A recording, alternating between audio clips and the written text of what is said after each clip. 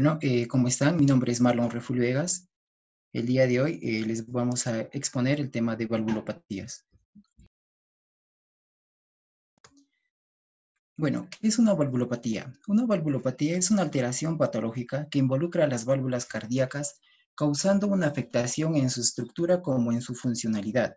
Como bien sabemos, nuestro corazón tiene 4 válvulas, el cual se puede apreciar en la imagen. Una de ellas es la válvula tricúspide. Esta está conformada por 3 válvulas, una anterior, una posterior y una septal. Asimismo, también tenemos una válvula mitral, o también llamada bicúspide, que tiene 2 válvulas, una anterior y una posterior. Y también las válvulas semilunares, que son las válvulas pulmonares y la válvula aórtica. Bueno, ahora su clasificación. Una valvulopatía se clasifica en 2, en una estenosis y en una insuficiencia. ¿Qué es una estenosis? Una estenosis es la alteración en la apertura normal valvular. Como bien sabemos, la válvula sirve como una compuerta para el ingreso de sangre de una cavidad a otra y también para evitar el reflujo de esta de una cavidad hacia otra, ¿no? Entonces, una estenosis es la alteración en la apertura. Eso hay que tener bien en claro, es la alteración en la apertura. Y bueno, y una insuficiencia. ¿Qué es una insuficiencia? Es la alteración en el cierre valvular, no en la apertura, sino en el cierre valvular. Iniciaremos hablando de la estenosis aórtica. Primero, la estenosis aórtica es la valvulopatía más frecuente que se ha visto en la práctica clínica. De 10 casos de valvulopatías, 7 son estenosis aórtica. Hay que tener en cuenta esto. Ahora veremos su etiología. Esta se divide en 2, en adquirida y en congénitas. En la adquirida tenemos las calcificaciones y la fiebre reumática. Y en las congénitas tenemos a las malformaciones congénitas, donde la mayor presentación y frecuencia es la aorta bicúspide. Es decir, en vez de tener 3 válvulas, tiene 2 válvulas. Ahora, en la etiología adquirida, como ya les mencioné, las calcificaciones se dan mayormente en adultos mayores de 70 años y la fiebre reumática se da en pacientes jóvenes. Las calcificaciones que se dan y que afectan a la válvula aórtica causando una estenosis se dan básicamente por degeneración y por el paso de la edad. Como ya les dije, afecta predominantemente a las personas mayores, ¿no? Como ustedes pueden observar acá, la silueta de una válvula cardíaca normal y sus 3 válvulas. Y también a su costado podemos observar la válvula cardíaca con una estenosis aórtica. Se puede apreciar lesión en su estructura y también un grado de calcificación. Esta alteración en su estructura posteriormente va a causar alteraciones funcionales, el cual van a ser perjudiciales para el organismo. Para la clínica, acá tenemos el famoso DAS, 3 síntomas característicos de una estenosis aórtica, que es la disnea, la angina y el síncope. Posteriormente ya les explicaré por qué producen estos síntomas, pero acá hay que tener en cuenta algo. Cuando un paciente que tiene estenosis aórtica presenta disnea, es un signo de mal pronóstico. Hay que tener muy en cuenta esto. Para la clínica, cuando ocurre un proceso crónico, aparte de tener disnea, angina y síncope, va a tener una cianosis periférica, va a presentar ortopnia, va a presentar disnea paroxística nocturna, va a presentar un edema agudo de pulmón, que son básicamente síntomas de congestión pulmonar. Asimismo, va a presentar signos como el pulso tardus parvus, va a haber desdoblamiento paradójico del segundo ruido y además va a presentar un soplo sistólico en el foco aórtico. La estenosis aórtica siempre se va a caracterizar porque va a tener un soplo sistólico en el foco aórtico. Y además, este soplo se va a irradiar hacia las carótidas y hacia el hueco supraesternal. Ahora, la área valvular aórtica, lo normal es de 3 a 4 centímetros al cuadrado. Si en caso del paciente, ya sea por cualquier patología, como en este caso una estenosis, sea menor a 1.5 o a un centímetro al cuadrado, recién a partir de ahí ya se va a poder evidenciar los síntomas que ya les mencioné anteriormente. Ahora bien, su fisiopatología. Aquí podemos observar la silueta cardíaca, la aurícula izquierda, el ventrículo izquierdo y la aorta ascendente. Primero, como bien sabemos, A partir de las venas pulmonares, eyectan sangre hacia la aurícula izquierda. Y de la aurícula izquierda, de igual forma, eyecta sangre al ventrículo izquierdo. Y del ventrículo izquierdo, eyecta sangre hacia la aorta ascendente. Pero, ¿qué es lo que sucede? Acá en la aorta, como ya les mencioné, va a haber una estenosis, es decir, no va a haber una alteración en la apertura, va a haber una obstrucción. El ventrículo va a hacer todo lo posible para vaciar toda esa sangre que tiene hacia la aorta, pero no va a poder. ¿Por qué? Porque va a encontrar una obstrucción, va a encontrar una resistencia que es la estenosis. Esta resistencia va a generar una sobrecarga sistólica del ventrículo izquierdo. Toda esta sangre que debería circular para la aorta va a quedar aquí, va a quedar un volumen residual. Posterior a ello, el corazón, para contrarrestar esta resistencia, para hacer que este volumen de sangre sea inyectado a la aorta, va a generar un proceso de adaptación que es una hipertrofia, ¿no? ¿Para qué? Para generar mayor fuerza para expulsar todo este volumen. Posterior a ello, va a haber un aumento de la presión telediastólica y el paciente evidentemente va a presentar disnea, va a presentar cansancio y también hay que tener en cuenta esto. En la aorta ascendente tenemos a dos arterias muy importantes que son las dos arterias coronarias, ¿no? El punto de nacimiento de las arterias coronarias se encuentra en la aorta ascendente. Y si poca sangre es inyectada para la aorta ascendente, evidentemente va a haber un poco de isquemia y es también porque el paciente presenta angina.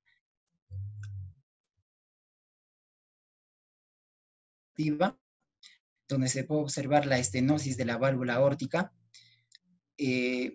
pueden observar el grado de hipertrofia y también podemos nosotros deducir que cuando hay hoy un volumen extremadamente demasiado de lo normal, va a producir un proceso crónico. Acá tenemos la imagen de un corazón en una imagen real. Podemos ver el grado de hipertrofia. Esta hipertrofia es concéntrica. Vemos la alteración de la estenosis, el grado de calcificación en este caso. Y también podemos ver a la aurícula, ¿no? La aurícula está dilatada. La aurícula se dilata cuando ya el proceso es crónico, como ya les mencioné. A su diagnóstico.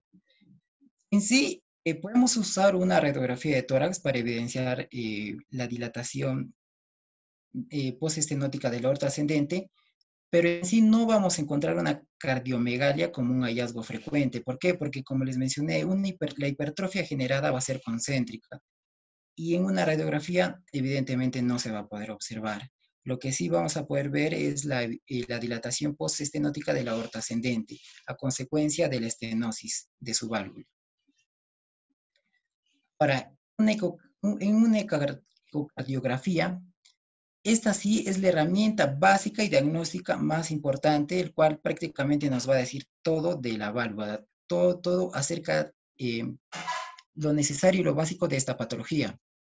Nos va a permitir confirmar la presencia de una estenosis aórtica, nos va a permitir evaluar el grado de calcificación de la válvula, la función del ventrículo izquierdo, el grosor de la pared, y también así como detectar otras valvulopatías concomitantes o enfermedades aórticas, y también nos va a permitir recabar información acerca del pronóstico de esta patología. Ahora, esta patología se clasifica según su grado de severidad. Esta va a ser normal si su área valvular es mayor o de 2 a 4 centímetros al cuadrado. Va a ser leve si es mayor a 1,5 centímetros al cuadrado. Y moderado si es de 1 a 1,5 centímetros. Y en caso se torna severo si es menor a 1,0 centímetros al cuadrado.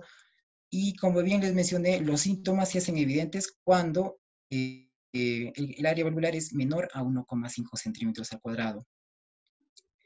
Se procede a realizar un procedimiento quirúrgico cuando el grado es moderado y severo, pero solo cuando presenta síntomas. Si en caso un paciente tiene estenosis aórtica de grado moderado y severo, pero no presenta síntomas, entonces no está indicado el procedimiento quirúrgico. Solo está indicado cuando presenta síntomas. Para eso el cardiólogo tiene que evaluar más o menos las complicaciones y qué medidas de soporte puede implantar, ¿no? Ahora, respecto a su tratamiento, si la fracción de eyección del ventrículo izquierdo es menor al 55%, se va a realizar un recambio valvular. Si este es mayor a 55, no se opera. Mientras tanto, los pacientes que no son candidatos a cirugía, se les da soporte con IECAS, diuréticos, fármacos digitálicos o ARAS 2. Y ahora existen dos tipos de prótesis valvular, que son los mecánicos y los naturales. Los mecánicos evidentemente tienen un tiempo de vida mayor a 20 años, pero para eso uno tiene que anticoagular. Nuestro rango de INR tiene que estar de 2 a 3,5, máximo 3,5. Y también tenemos válvulas tipos naturales, pero su tiempo de vida es corto, ¿no? Y acá el beneficio es que no hay necesidad de anticoagular, pero el problema es que, como ya les mencioné, su tiempo de vida es corto y esta válvula se degenera con el paso del tiempo. Ahora, el mecánico está indicado para un paciente joven, porque el mecánico prácticamente va a tener mayor tiempo de vida y a un joven que tiene mayor tiempo de vida y de igual forma le va a servir mucho. Y el natural está indicado para pacientes ya adultos mayores porque su tiempo de vida es menor, ¿no? Como se puede apreciar en la imagen, podemos observar una válvula mecánica y una válvula natural. Ahora procederemos a hablar sobre la insuficiencia aórtica. Esto se divide, de acuerdo a su etiología, en aguda y crónica. Pero para recordar, ¿qué es una insuficiencia? Una insuficiencia es la alteración en el cierre valvular, a diferencia de una estenosis, que es la alteración en la apertura valvular. Ya, continuemos. Entonces, la etiología se divide en aguda y crónica. En aguda se encuentra la endocarditis infecciosa y también se debe a traumas, como una disección aórtica, y en la crónica se debe frecuentemente a la fiebre reumática, o también a sífilis, espondilitis, al síndrome de Marfan o una colagenosis. ¿Qué es una fiebre reumática? Bueno, una fiebre reumática es una patología infecciosa que se da por el estreptococo hemolítico tipo A y que secundariamente ataca las válvulas del corazón. Su clínica va a presentar disnea, angina y ortopnea. Los signos, bueno, los signos crónicos que el paciente puede presentar va a ser edema agudo de pulmón, va a presentar hipotensión y aquí algo característico, el paciente va a presentar una dilatación ventricular. A diferencia de una estenosis aórtica, el paciente acaba de presentar una dilatación ventricular. En cambio, en una estenosis aórtica que ya les expliqué, va a presentar una hipertrofia concéntrica. En cambio, acá va a presentar una dilatación ventricular característico de esta patología. Y ahora la clínica va a presentar un soplo diastólico en el foco aórtico. Y esta se va a irradiar hacia el borde esternal izquierdo y hacia la hipófisis sifoide. Y acá un soplo muy famoso, que es el soplo de Austin Flint. Este soplo es un soplo mesodiastólico mitral que se asemeja al soplo de una estenosis mitral. Esta se da a consecuencia del reflujo que va a existir en esta patología que posteriormente les voy a explicar. Su fisiopatología.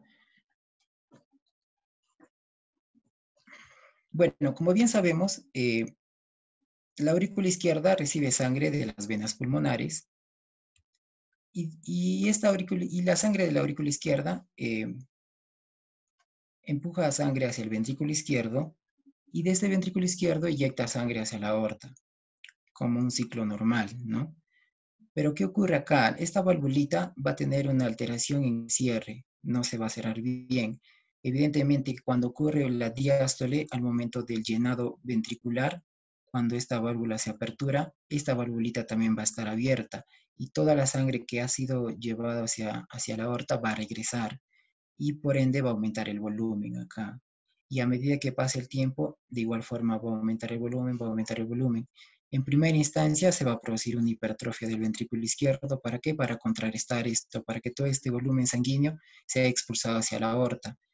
Pero va a ser tanto este volumen sanguíneo que a mayor tiempo este ventrículo izquierdo de lo que se ha hipertrofiado se va a dilatar. Las miofibrillas, en vez de aumentar su masa de volumen, van a aumentar en longitud.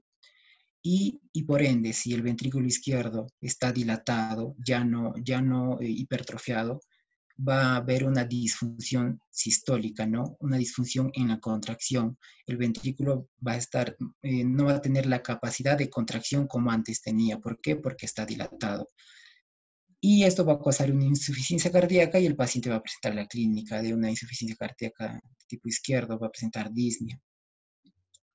Y bueno, y a medida que pasa el tiempo también va a haber un flujo retrógrado.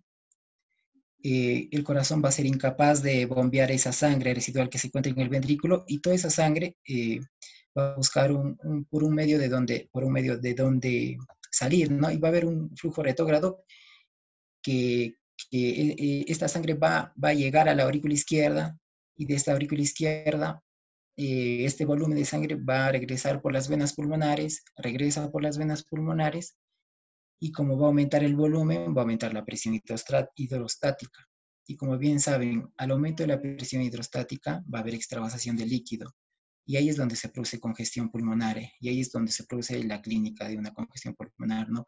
Disnea, ortopnea, disnea paroxística nocturna. O también puede haber en algunos casos efusión pleural. Y estos casos se da ya en casos más crónicos. De igual forma, el diagnóstico. La ecocardiografía de igual forma nos va a decir prácticamente todo acerca de esta patología. Este es el método diagnóstico el cual nos va a confirmar una radiografía de tórax y un EKG. En sí nos van a orientar, pero ¿quién nos va a dar el pronóstico, determinar la viabilidad, evaluar qué mecanismos están afectados, qué estructuras es la ecocardiografía?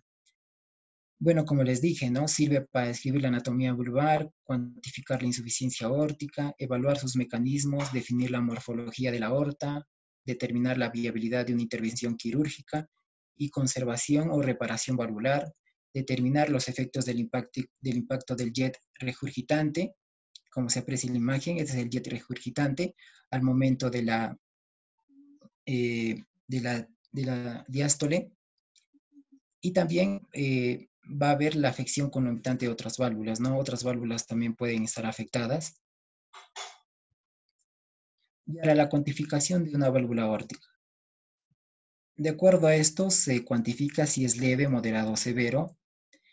De acuerdo a esto, al ancho de la vena contracta, la relación ancho-chorro-ancho, el volumen regurgitante, la fracción regurgitante, el porcentaje y el orificio regurgitante efectivo.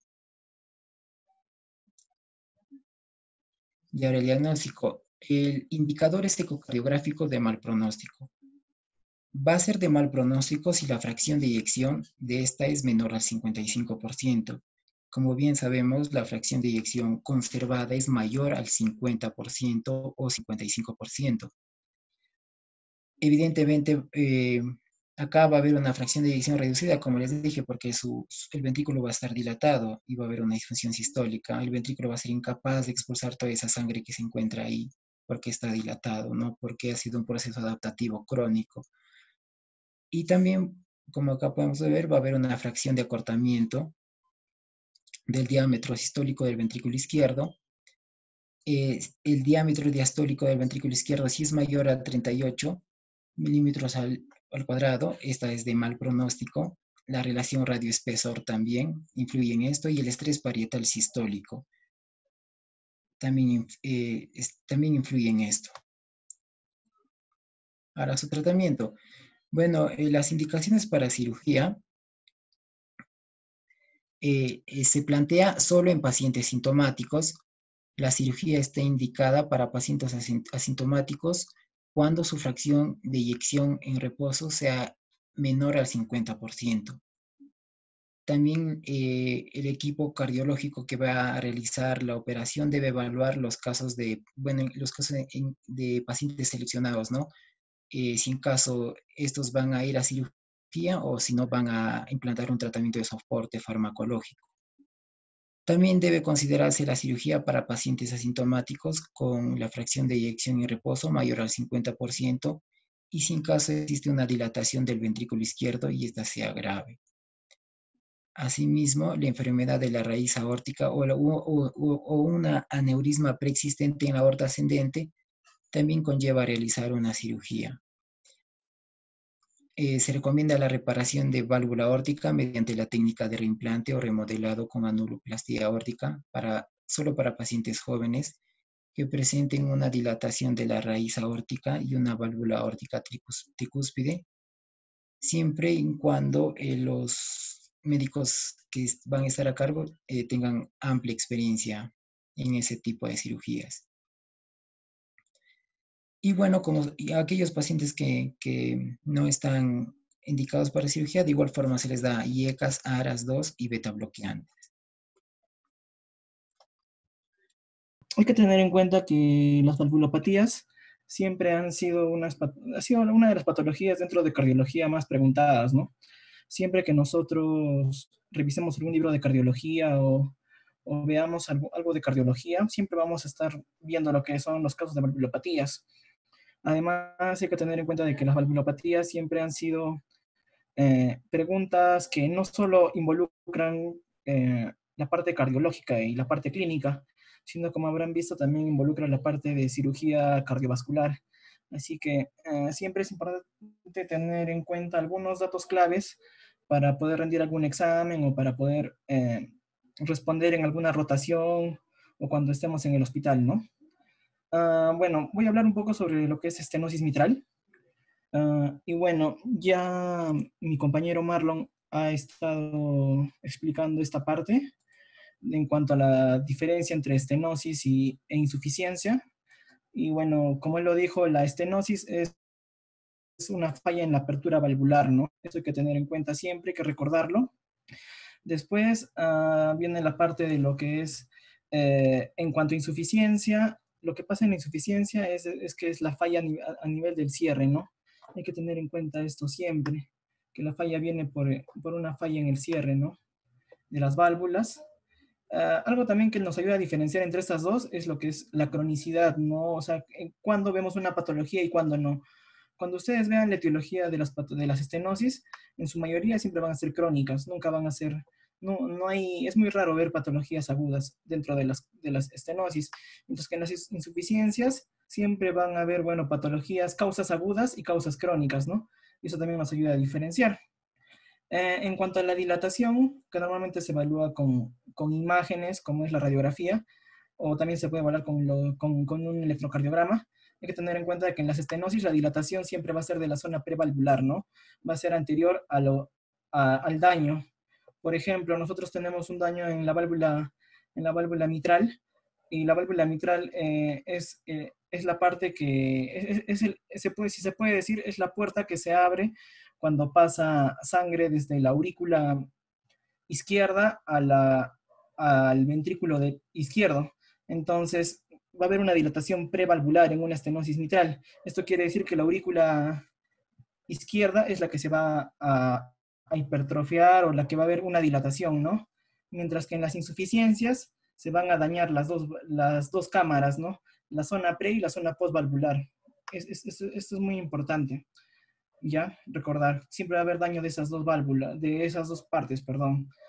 En el caso de una insuficiencia mitral, va a haber daño en la aurícula izquierda y en el ventrículo izquierdo. Así que hay que tener en cuenta que se va a dilatar prácticamente toda la parte izquierda en este caso. Y por último, en lo que es un poco de fisiopatología de estenosis y de insuficiencia, hay que tener en cuenta que en las estenosis va a haber sobrecarga de presión. Se va a dar por una sobrecarga de presión, mientras que en la insuficiencia se va a dar por una sobrecarga de volumen principalmente, ¿ya? Y esto hay que tenerlo en cuenta porque nos va a ayudar a diferenciar la fisiopatología de cada una de estas, ¿no? Enfermedades. Bueno, aquí está un poco de la explicación que acabo de dar. Cómo va esto de la posca, bueno, cómo va esto de estenosis e insuficiencia. Acá nada más destacar de que en las estenosis van a predominar siempre los síntomas de bajo gasto cardíaco, ¿no? Eso significa que no va a llegar buena sangre, buena irrigación a los tejidos del cuerpo, ¿no? Así que va a ocurrir esto en las estenosis. Y bueno, para recalcar lo de la insuficiencia, se va a dar siempre por una sobrecarga de volumen, ¿no? En cualquier insuficiencia de cualquier válvula, va a haber sobrecarga de volumen y va a haber dilatación, como dije, de las cavidades previas y posterior, ¿no? y la dilatación va a ser progresiva, ¿no? Va a ser en el tiempo, no va a haber una dilatación tan rápida. Otra forma también de dividir entre insuficiencias también es en aguda y crónica, ¿no? Hay que tener en cuenta que las agudas normalmente, bueno, se da en un corazón que no está preparado para los cambios, ¿no? Es un corazón que no está, que lo agarran de sorpresa y que, bueno, y que va a sufrir mucho, ¿no? Al haber cambios de las válvulas por la lesión de estas. Eso hay que tener en cuenta. También, bueno, los síntomas que va a producir en un daño agudo normalmente van a ser más graves, ¿no? Y van a ser insuficiencia cardíaca y edema agudo de pulmón, ¿no? Que son situaciones muy graves. Mientras que en las insuficiencias, bueno, en las patologías crónicas, lo que vamos a encontrar es que va a haber un mecanismo compensatorio, ¿no? El corazón se va a acostumbrar a estos cambios. Como ustedes saben, hay diferentes leyes que rigen la fisiología cardíaca. Entonces, estas leyes son las que van a ayudar a nuestro corazón a mantenerse, ¿no? A poder soportar por mucho tiempo los cambios, ¿no? Ya que los cambios no van a ser tan bruscos como en los agudos, ¿no? Así que el paciente va a estar asintomático por mucho tiempo. Muchas de las patologías de válvulas no van a dar síntomas en tiempos muy cortos, ¿no? A no ser que sean agudos. Y bueno, esto nos va a ayudar a definir qué decisión debemos tomar al momento de darle un tratamiento a nuestros pacientes, ¿no? Aquí, bueno, también otra parte que tenemos que tener importante dentro de las valvulopatías viene a ser la parte de los soplos, ¿no? Siempre es un poco difícil reconocer los soplos, ya que no todos tenemos el oído bien entrenado como para poder saber si un soplo es sistólico, un soplo es diastólico, y bueno, y no siempre sabemos la intensidad y esas cosas, ¿no? Así que eh, en esta parte quiero que ustedes memoricen un poco esto de los soplos para poder tenerlo en cuenta. Y bueno, y todo es fisiopatología, ¿no? Todo se basa en la fisiopatología de las valvulopatías. Por ejemplo, en una estenosis mitral lo que vamos a tener principalmente es un soplo diastólico, ¿no? Aquí, por ejemplo, en la imagen tenemos el corazón. Acá está, bueno, el lado izquierdo, perdón, el lado derecho, el lado izquierdo. Y bueno, la estenosis mitral se va a dar acá, ¿no? En la válvula mitral, que está aquí. Entonces, la válvula mitral no va a permitir que la sangre pase, ¿no? Como debe ser. Va a haber, esta válvula se va a estrechar y la sangre no va a pasar bien desde la aurícula hasta el ventrículo, ¿no? Y como no se va a llenar bien este ventrículo izquierdo, lo que va a producir es un soplo sistólico, ¿no? Porque se va a dar en la fase de llenado del ciclo cardíaco. Entonces, el soplo que va a haber en este va a ser un soplo diastólico en la estenosis mitral. Y hay que tener en cuenta que este foco normalmente lo vamos a poder escuchar de una mejor manera en el ápex, ¿no? En el foco mitral. Esto es en el quinto espacio intercostal, aproximadamente a la altura de la línea medio clavicular, ¿no?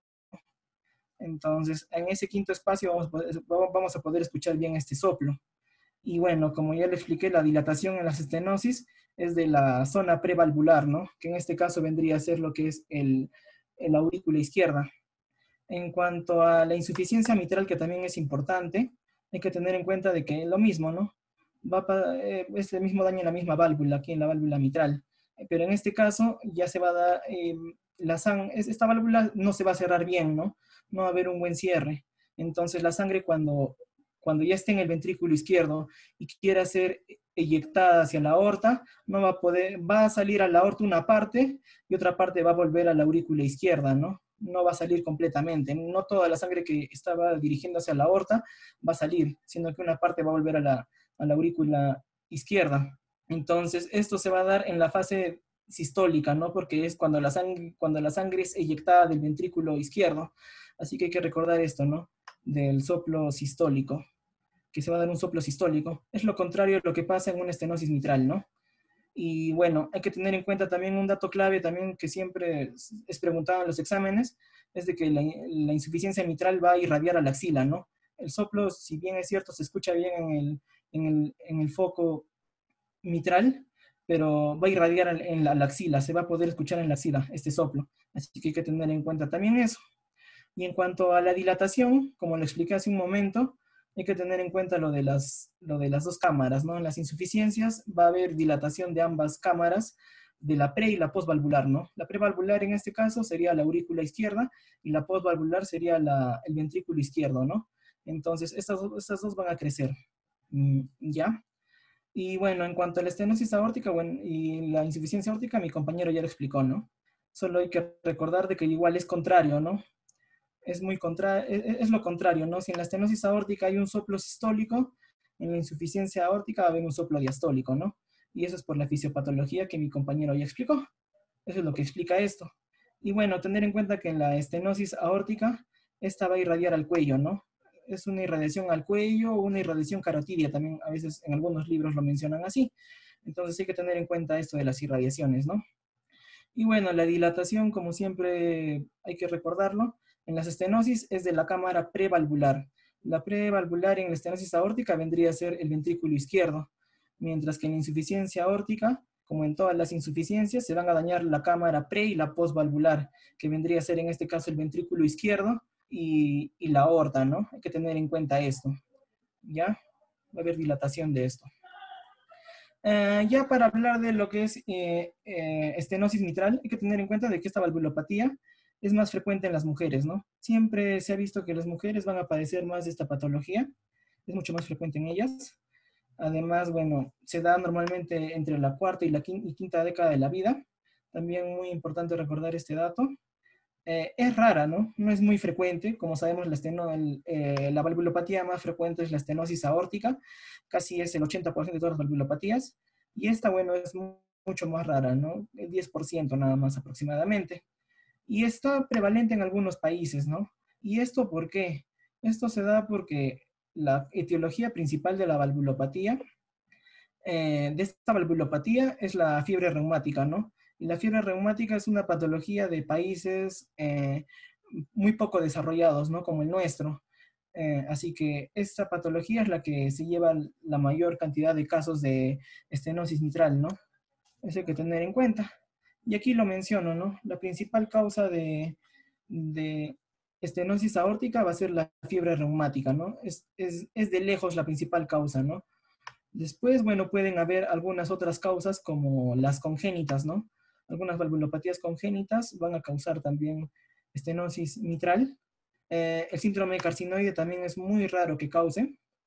Y bueno, por último, una de las causas también que tenemos es el síndrome de Lutembacher, ¿no? Que es una estenosis mitral acompañado de una comunicación intraauricular, ¿no? De una CIA.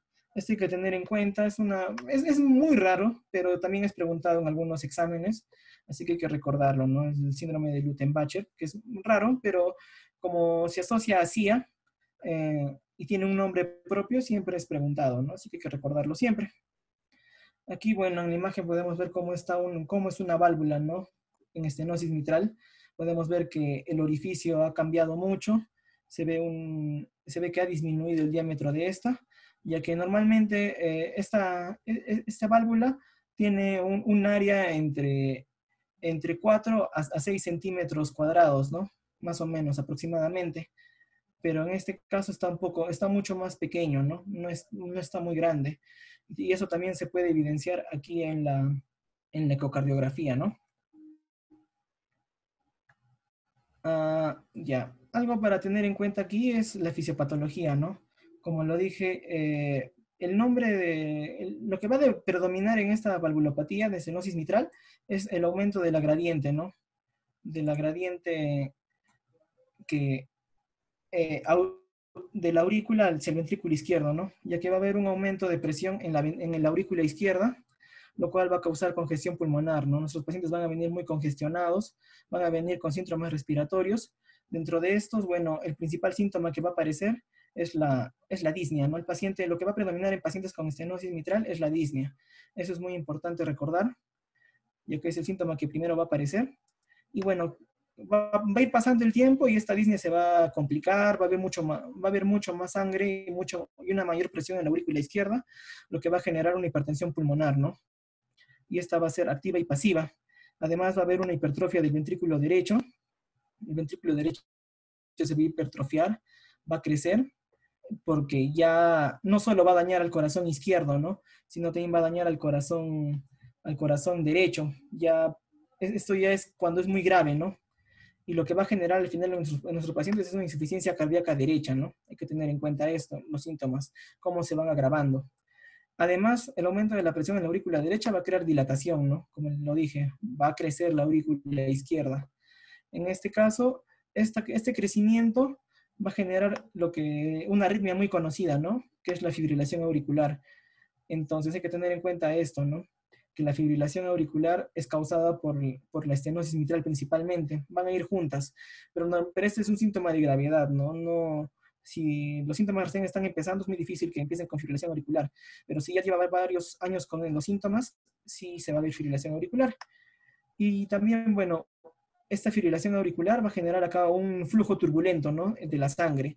Va a haber un flujo turbulento, no va a haber una buena distribución de la sangre en estos niveles del corazón, acá en esta parte de la aurícula, y va a generar el envío de embolias, ¿no?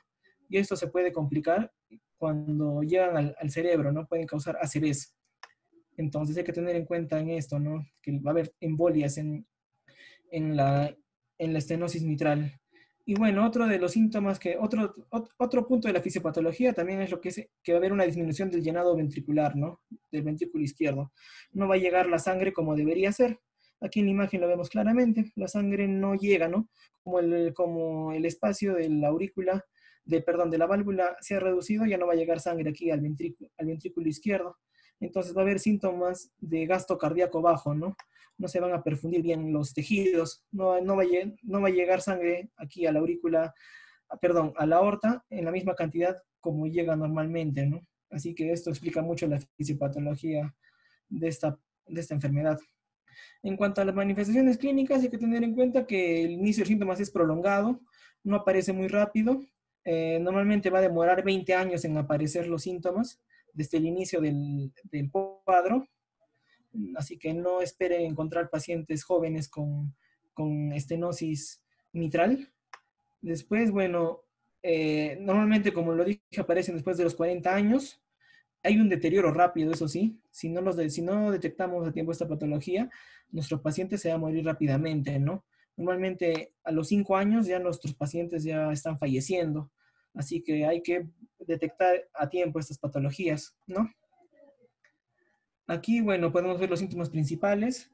Uno de ellos es la disnea, ¿no? La disnea es un síntoma principal que va a aparecer en nuestros pacientes. Ya expliqué que se va a dar porque la sangre va a pasar de la aurícula izquierda hacia los vasos pulmonares y esto va a llegar a los pulmones y va a causar dificultad, ¿no? Al momento de respirar. Aquí podemos ver, bueno, esto ya es en casos graves. También hay edema agudo de pulmón. Nuestros pulmones se van a llenar de líquido y hay que tener en cuenta de que así se ven en las radiografías, ¿no? Aparte de nuestro paciente estar con dificultad para respirar, podemos ver que nuestros pulmones están congestionados. Además, bueno, esta congestión pulmonar va a generar hemoptisis, ¿no? Y esto se va a dar por un aumento en la presión de las venas pulmonares, ¿no? Las venas pulmonares se van a romper dentro de nuestro pulmón y van a generar esta hemoptisis, ¿no? Nuestros pacientes van a venir con hemoptisis. Así que hay que tener en cuenta eso siempre. También, bueno, los síntomas de bajo gasto cardíaco vendría a ser la fatiga, el cansancio. Estos pacientes no pueden hacer ejercicio por mucho tiempo, están cansados. Además, bueno, como lo dije, ya en casos más graves va a haber fibrilación auricular que va a acompañar esta patología. Va a haber fibrilación auricular. Y bueno, esta fibrilación auricular al final puede causar ACVs, ¿no? Pueden traer síntomas neurológicos que ya, bueno, es muy grave tener a nuestro paciente en esto, ¿no? Por eso es de que dentro de las medidas terapéuticas está la anticoagulación, ¿no? Para que no haya para que no haya tromboembolismos, ¿no? Y estos no lleguen al cerebro. La clínica, como lo dije, va a aparecer unos 20 años después de la fiebre reumática, va a haber dilatación de la aurícula izquierda, va a haber fibrilación auricular, que es importante recordar siempre, es una causa frecuente de descompensación. Además, están las embolias, que es de origen cardiogénico, van a venir por el fallo que ya expliqué en la aurícula izquierda. Y bueno, la dilatación va a generar, bueno, lo que es el signo de Ortner, ¿no? Que es disfonía. Nuestros pacientes van a tener problemas de disfonía, ¿no? Van a cambiar un poco la voz. Y esto se va a dar porque al crecer la cámara de la aurícula izquierda, va a haber una compresión del nervio laríngeo recurrente izquierdo, ¿no? Así que va a generar esto, ¿no? Lo que es el signo de Ortner. Después, bueno, la congestión pulmonar va a generar disnea, que como le expliqué es el síntoma principal y por lo que vamos a reconocer esta patología. Además, hay ortopnea. Y bueno, en cuanto a la hipertensión pulmonar, que ya es muy grave, esto va a generar hemoptisis, ¿no? Y también nuestros pacientes van a venir con infecciones respiratorias de repetición, ¿no? Van a tener patología respiratoria muy frecuente en nuestros pacientes. Ya en la inspección clínica, al momento de hacer nuestra evaluación, vamos a encontrar que nuestros pacientes van a tener chapetas malares, ¿no? A nivel de la cara se va a ver una cara rojiza, van a estar así nuestros pacientes, los vamos a ver así. Además hay palidez, frialdad en partes sacras, ¿no? En las manos, en los pies, como el gasto cardíaco y no se están perfundiendo bien los tejidos, va a haber, ¿no? Palidez, frialdad, ¿no? Además, bueno, a la palpación, esto es un poco difícil de encontrar, pero bueno, en cuanto al chasquido de apertura, ¿no? Se puede sentir chasquido de apertura cuando nosotros revisamos el pecho de nuestros pacientes, ¿no? Ponemos la mano a nivel del corazón y podemos encontrar chasquido de apertura. También frémito diastólico también, que es un poco raro de encontrarlo, pero sí se puede sentir en algunos pacientes, ¿no? Sobre todo en los más graves. Y bueno, va a haber un cambio en el pulso, ¿no?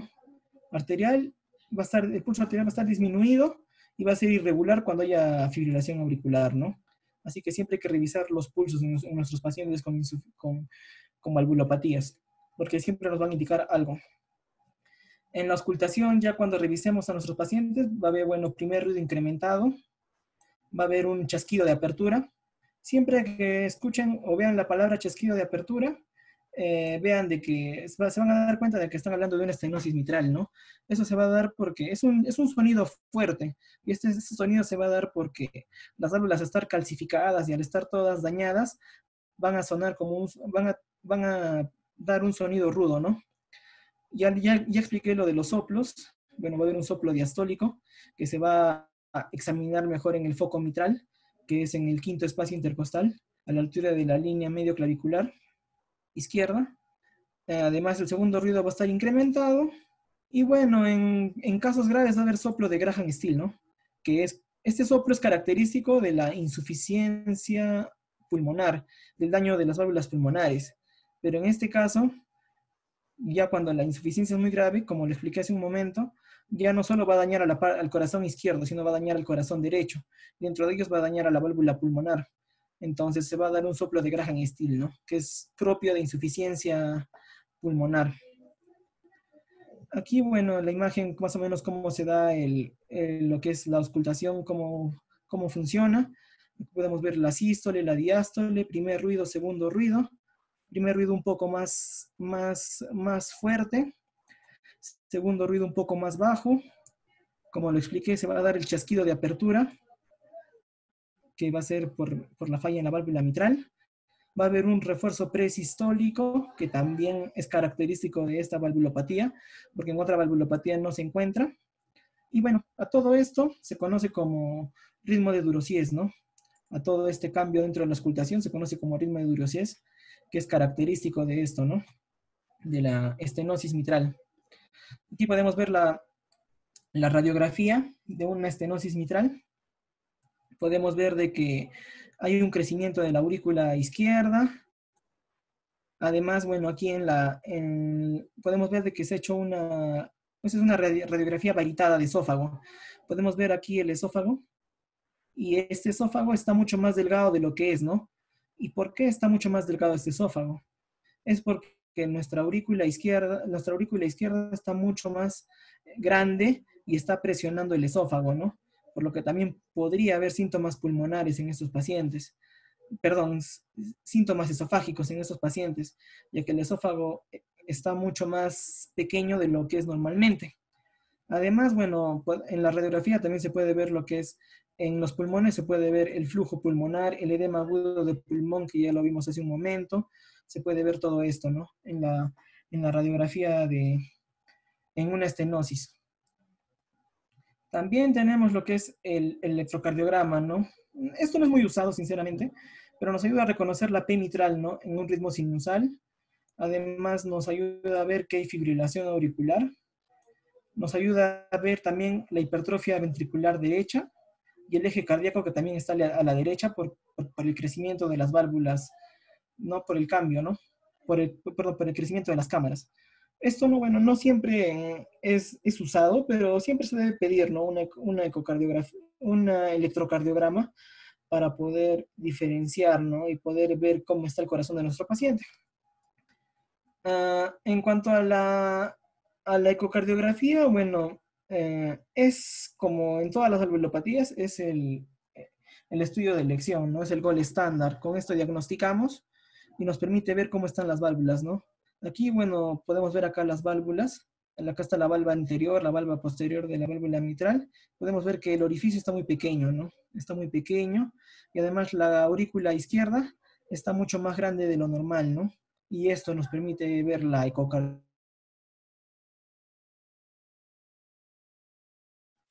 en esta patología. Y bueno, siempre se debe pedir una ecocardiografía antes de operar a nuestro paciente. Siempre tenemos que pedir esto, ¿no? Para poder saber en qué estado se encuentra nuestro corazón. Para el tratamiento, siempre hay que tener en cuenta el daño de las válvulas, ¿no? Qué tan pequeñas están o qué tan grandes, ¿no? Si la válvula está muy pequeña, solo hay que hacer seguimiento y se puede considerar anticoagular a nuestros pacientes.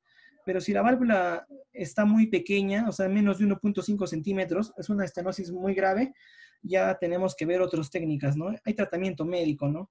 Como vendría a ser diuréticos para disminuir la congestión pulmonar, los betabloqueantes, calcioantagonistas para manejar lo que es la frecuencia cardíaca y siempre considerar la anticoagulación, ¿no? Para prevenir embolias. Eso siempre hay que dar un tratamiento médico. Y después ya cuando vaya avanzando la patología, ya podemos pensar en una cirugía, ¿no? Y para esto, bueno, hay que ver la anatomía de las válvulas, ¿no? Si una válvula es favorable, se puede hacer una valvuloplastía, que no es el recambio valvular, sino es arreglar la válvula, ¿no?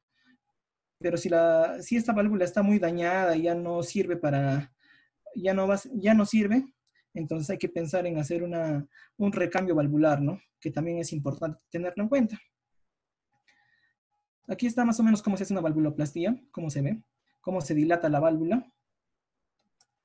Y bueno, para el recambio valvular, como ya lo explicó mi compañero, hay que tener en cuenta si es una prótesis natural, o sea, una bioprótesis, o una prótesis mecánica, ¿no? Porque las prótesis mecánicas no sufren daño y solo se opera una vez, mientras que las bioprótesis hay que operar cada 10 a 15 años, ¿no? Porque se van a ir dañando. Además, estas no se anticoagulan, ¿no? Las prótesis naturales, mientras que las prótesis mecánicas sí se necesitan anticoagular al paciente, ¿ya? Y normalmente la bioprótesis se da a pacientes ancianos y la prótesis mecánica a pacientes jóvenes. En cuanto a la insuficiencia mitral, hay que ver también las causas, ¿no? Esto ya es lo contrario a lo que vimos anteriormente. Acá hay que ver cómo las válvulas se van dañando poco a poco, ¿no? Y hay que ver que las causas pueden ser agudas o crónicas, ¿no? O primarias y secundarias. Dentro de las primarias es cuando se daña la válvula en sí, ¿no? Propiamente dicha. Es un daño de la válvula. Y esto se puede dar daño de la válvula, daño de las cuerdas y el músculo, o un daño en el anillo, ¿no? Cuando se dañan las válvulas, estaríamos pensando en una endocarditis infecciosa en la mayoría de veces, que es una infección a nivel de las válvulas. Mientras que cuando hablamos de cuerdas y músculo, pensamos más que nada en un infarto, ¿no? En un infarto agudo de miocardio que daña el músculo papilar y va a hacer que las cuerdas tendinosas ya no funcionen de la misma manera, ¿no? Así que esto de acá también hay que tener en cuenta, eso es una causa aguda, ¿no? Y por último, el anillo, ¿no? Que hay una calcificación de la válvula. En cuanto a las causas secundarias, hay que tener en cuenta de que algunas patologías van a causar esto, ¿no? Como es la cardiomiopatía dilatada por enfermedad de Chagas, la cardiomiopatía hipertrófica por obstrucción o un infarto agudo de miocardio antiguo, ¿no? Hay que tener en cuenta eso siempre. Aquí podemos ver más o menos cómo se da, ¿no? Esto de las válvulas. Acá más que nada quiero explicar lo que es el prolapso mitral, ¿no? Prolapso mitral también se conoce como el síndrome de Barlow, que también es una patología, una causa frecuente de insuficiencia mitral, y podemos ver de que aquí la válvula mitral se cae, ¿no? Más que nada la válvula posterior. Esta válvula se cae de la posición en la que está y va a generar síntomas en nuestros pacientes, ¿no? Normalmente esta valvulopatía, esta enfermedad de Barlow está asociada a pacientes mujeres con pectus excavatum, ¿no? Con daños a nivel de la pared del tórax. Entonces, es un poco raro verla, pero también es preguntado en los exámenes por el nombre propio que tiene, ¿no? Ya para hablar de la fisiopatología de la insuficiencia mitral, hay que tener en cuenta de que va a haber una sobrecarga de volumen, ¿no? En el ventrículo izquierdo. No va a llegar, va a haber mucho más sangre de la que había antes. Entonces, lo que va a producirse en este va a haber una dilatación de este ventrículo, ¿no? En manera de compensar esto. Y bueno, normalmente va a generarse, va a responder bien el corazón a esta patología al inicio, pero con el tiempo ya va a empezar a disminuir la contractibilidad. El corazón ya no va a bombear la sangre con la misma fuerza. Entonces, en este momento ya es el momento de mayor gravedad, ya que la insuficiencia mitral puede producir muerte súbita en nuestros pacientes. Esto se da mayormente cuando están haciendo ejercicio y de la nada se caen, se desploman, y es porque ya, bueno, por esto, ¿no? Porque el corazón ya no puede compensar el daño que hay en el ventrículo izquierdo y entonces se va a producir la muerte súbita. Además, otro mecanismo fisiopatológico dentro de la insuficiencia mitral es que va a haber un aumento de presión en la aurícula izquierda, ¿no? Como la sangre va a refluir, va a pasar un poco de sangre hacia la aurícula izquierda, va a haber un mayor tamaño de la aurícula izquierda, ¿no? Así que va a haber esto va a generar fibrilación auricular, como lo expliqué hace un momento. Al igual que en la estenosis mitral, en la insuficiencia mitral también va a haber fibrilación auricular. Solo que esta fibrilación auricular se va a dar en daños muy graves ya, muy, muy graves del corazón. Así que no lo vamos a encontrar en un inicio. Y bueno, esto va a generar una disfunción del ventrículo derecho, ¿no? Va a haber una disfunción a partir del corazón derecho. Esto va a ser por el aumento y por todo el daño que va a haber en la parte izquierda, y esto va a llevar a insuficiencia cardíaca, ¿no? Y esto al final también lleva a muerte súbita. Como le expliqué, en esta patología siempre hay que ver el daño agudo y el daño crónico, ¿no? Porque no es igual un corazón con daño agudo que con daño crónico, porque normalmente el corazón con daño agudo va a responder bien a la patología, ¿no? Perdón, el corazón con daño agudo no va a responder bien, ¿no? Porque el corazón no se va a acostumbrar, no va a tener tiempo de acostumbrarse a los cambios. Mientras que en el daño crónico, sí, el corazón ya se va a acostumbrar, va a poder acostumbrarse al daño que va a producir este reflujo, ¿no? De vuelta de sangre del ventrículo izquierdo a la aurícula izquierda. Entonces, siempre las insuficiencias mitrales de daño agudo son más bruscas, ¿no? Y aquí podemos ver, ¿no? El tratamiento de un daño agudo va a ser urgente, ¿no? Porque nuestro paciente está en riesgo de muerte. Mientras que en una patología crónica, lo que va a haber es disfunción del ventrículo izquierdo, ¿no? Y va a haber síntomas y el paciente va a aguantar un tiempo, ¿no? Porque el corazón ya se acostumbró a ese ritmo, a trabajar mal. Entonces, no va a haber mucho, no va a ser muy significativo el daño en las insuficiencias mitrales. Aquí en la radiografía vamos a ver cómo se congestionan los pulmones, ¿no? Y aparte vamos a ver el crecimiento de las válvulas. La válvula izquierda y perdón, el ventrículo izquierdo y la aurícula izquierda van a estar dilatados, no van a estar mucho más grandes. Y acá sí va a haber cardiomegalia. Eso es muy importante. Acá vamos a encontrar cardiomegalia y vamos a ver lo del corazón, los pulmones congestionados, ¿no? Como se ve por aquí, pulmones congestionados. El EKG también es importante, pero como lo dije, no es de primera elección, ¿no? No vamos a diagnosticar a nuestro paciente de valvulopatía con el EKG en solo.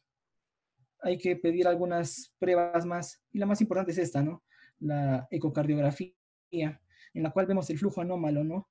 Vemos el crecimiento de las cavidades, ¿no? Esta aurícula derecha está muy grande, este ventrículo izquierdo también está muy grande, estas cavidades están muy grandes izquierdas, y además se ve el reflujo, ¿no? Esto que se ve de color entre rojo y celeste es el flujo, ¿no? Que está volviendo y se ve muy grande, ¿no? Acá hay un daño importante de la válvula mitral. En cuanto al tratamiento, hay tratamiento médico y tratamiento quirúrgico, ¿no? El tratamiento médico siempre hay que dar profilaxis para endocarditis bacteriana. Eso quiere decir que tenemos que dar antibióticos a nuestros pacientes. Y bueno, para la insuficiencia cardíaca tenemos que dar, bueno, digitálicos aunque no haya fibrilación auricular, y diuréticos, ¿no? Para la congestión a nivel de los pulmones, para que el líquido salga de los pulmones. Y bueno, también hay que dar vasodilatadores, ¿no? Que son los YECAS. Y estos se dan para que se facilite que la sangre vaya hacia la aorta y no refluya tanta sangre hacia la aurícula izquierda, ¿no? Así que hay que darle YECAS a nuestros pacientes. Y en cuanto a lo quirúrgico, lo ideal, bueno, es la valvuloplastía, ¿no? Mitral, que viene a ser reparar la válvula, ¿no? Repararla para que funcione como antes. Aquí, bueno, más o menos cómo se decide esto de la cirugía. Siempre hay que tener en cuenta que lo que se va a preferir es reparar la válvula, ¿no? Antes que cambiarla. ¿Ya? Eso es importante. Y por último, voy a hablar de insuficiencia tricuspidia, que esta es una patología así ya muy rara. Hay que tener en cuenta que esta patología se da cuando hay una disfunción de la válvula tricúspide, ¿no? Que está en el corazón derecho. Y normalmente esta es secundaria a un daño en el corazón derecho, ¿no? Y se da normalmente por insuficiencia cardíaca. Hay que tener en cuenta esto, ¿no? Que la principal causa de, de patología tricuspidia, sobre todo insuficiencia tricuspidia, es la insuficiencia cardíaca. En segundo lugar se encuentra la fiebre reumática, que también es importante. Y bueno, y tenemos otras patologías como la enfermedad de Epstein, que es una cardiopatía congénita, y la endocarditis infecciosa es muy rara, ¿no? Esto ya en endocarditis infecciosa se ve en pacientes que estén consumiendo drogas por vía parenteral, ¿no? En adictos que consuman drogas por vía parenteral, que ellos van a tener estas infecciones, ¿no? Endocarditis infecciosa. Aquí podemos ver un poco cómo es el daño de esta válvula. Aquí podemos ver una válvula normal, una válvula tricúspide normal, y aquí podemos ver cómo es el daño, ¿no? Normalmente la sangre pasa de la aurícula derecha al ventrículo derecho, ¿no? Y esta se eyecta hacia la arteria pulmonar. Pero en este caso, al momento de que se eyecte esta sangre en la insuficiencia tricuspidia, va a volver sangre a la aurícula, ¿no? Se va a eyectar sangre por el pulmón, pero también se va a pasar sangre a la aurícula, ¿no? Va a regresar sangre, van a ir hacia los dos puntos. Así que ese es el daño para explicar la fisiopatología de esta enfermedad. Y bueno, aquí igual más de lo mismo. Aquí, bueno, quería ver lo que es la anomalía de Epstein, o enfermedad de Epstein, que podemos ver de que prácticamente el corazón derecho es una sola cavidad, ¿no? Aquí ya no hay aurícula y ventrículo derecho por separado, sino todo está junto y la válvula tiene un punto de implantación muy bajo. La válvula está mucho más grande, mucho más deforme de lo normal y podemos ver acá que la sangre refluye, ¿no? Eso también es parte de la insuficiencia tricuspidia. Y aquí, bueno, podemos ver que la insuficiencia tricuspidia es consecuencia de todo el daño anterior, ¿no? Que se ve. Podemos ver de que el daño va a estar primero en la aurícula izquierda, va a haber daño de las cavidades izquierdas y después, por consecuencia de esto, se va a dar la insuficiencia tricuspidia, ¿no? Y aquí podemos ver en la imagen cómo es esto, ¿no? Cómo vuelve la sangre a la aurícula izquierda. Y eso es lo que va a explicar los síntomas, ¿no? De estos pacientes, que son síntomas muy parecidos a los de insuficiencia cardíaca, ¿no? Ya que nuestros pacientes van a tener una disminución del gasto cardíaco y va a haber aumento en la congestión venosa sistémica, ¿no? Las venas de todo el cuerpo se van a congestionar y esto va a generar venas en el cuello dilatadas, ¿no? Vamos a ver a nuestro paciente con las venas en el cuello dilatadas, va a haber hepatomegalia, va a haber, bueno, reflujo hepatoyugular positivo, va a haber edema, y por último va a haber soplo holosistólico, ¿no? Que es característico de esto. Bueno, porque el soplo de esta patología se va a dar cuando la sangre se está eyectando, ¿no? Hacia la arteria pulmonar. Entonces, como se da al momento de la eyección, cuando la sangre sale del ventrículo derecho, se va a dar un soplo holosistólico, ¿no? Y algo también importante es reconocer es el signo de Rivero-Carvalho, ¿no? No es muy fácil de reconocerlo, pero Rivero-Carvalho es un síntoma, es un signo antiguo, fue dado por un médico, por un cardiólogo mexicano, y bueno, esto es más que nada para valvulopatías derechas, ¿no? Sobre todo la válvula tricúspide. Y bueno, se da porque va a haber un aumento en la intensidad del soplo cardíaco en la inspiración, ¿no? Así que si sospechamos de un paciente que tenga daño de la válvula tricúspide, tenemos que hacerle inspirar y cuando inspire y lo estamos auscultando, vamos a escuchar un soplo holosistólico más fuerte, ¿no? De lo normal. Y como lo dice aquí, es propio de valvulopatías de la cavidad derecha, ¿no? Entonces, esto se va a ver en insuficiencia y en estenosis tricuspidia, ¿no? El signo de Rivero-Carvalho. No es fácil de escucharlo, no lo escuchamos muchas veces, pero es preguntado en los exámenes porque, bueno, pues tiene nombre propio y es fácil de recordarlo, ¿no? Aquí, bueno, las radiografías de cómo se ven. Lo principal, lo más destacado es la congestión pulmonar, ¿no? Vemos cómo los pulmones están todos congestionados, el edema, el crecimiento de la aurícula derecha, el corazón está muy grande, hay una cardiopatía, una cardiomegalia bastante característica y eso es lo que tenemos que reconocer nosotros en la radiografía de tórax, ¿no? Aquí tenemos buenas imágenes de la ecocardio, en la cual podemos ver que la aurícula derecha está muy grande, está muy dilatada, incluso mucho más grande que la aurícula izquierda. Se ve que ya la está comprimiendo. El ventrículo derecho también está muy grande y se ve el daño en las válvulas, ¿no? Y aquí con el Doppler vemos cómo la sangre vuelve del ventrículo derecho hacia la aurícula derecha, ¿no? Eso podemos ver. El tratamiento, bueno, es etiológico. Hay que tratar siempre la insuficiencia cardíaca que causa esta patología. Normalmente no se ven muchos síntomas, se tolera bien esta patología. Y bueno, el tratamiento es quirúrgico, ¿no? Siempre. Y bueno, la técnica que se necesita tiene nombre propio también, por eso que también es preguntada en los exámenes. Se conoce como técnica de Vega, ¿no? Que es una anuloplastía tricuspidia, ¿no? No es necesario conocer mucho de la técnica, solo recordar que la técnica de Vega es la técnica que sirve para tratar esta patología. Y bueno, esto es un poco el resumen de las insuficiencias y las estenosis tricuspidias, ¿no? Y bueno, eso sería todo. Bueno, solo para despedirme, decirles de que, bueno, esto de valvulopatías es un poco confuso a veces, hay que estudiarlo bien, pero siempre hay que estudiar las valvulopatías claves, ¿no? Que son la estenosis aórtica, que es la más frecuente, la estenosis mitral y la insuficiencia mitral, ¿no? Que son las tres valvulopatías más frecuentes, las más preguntadas y las que son siempre las que vemos en nuestros pacientes, ¿no? Esas son las más reconocidas. Bueno, chicos, eso es todo de mi parte. Agradecerles por haberme escuchado y bueno, gracias.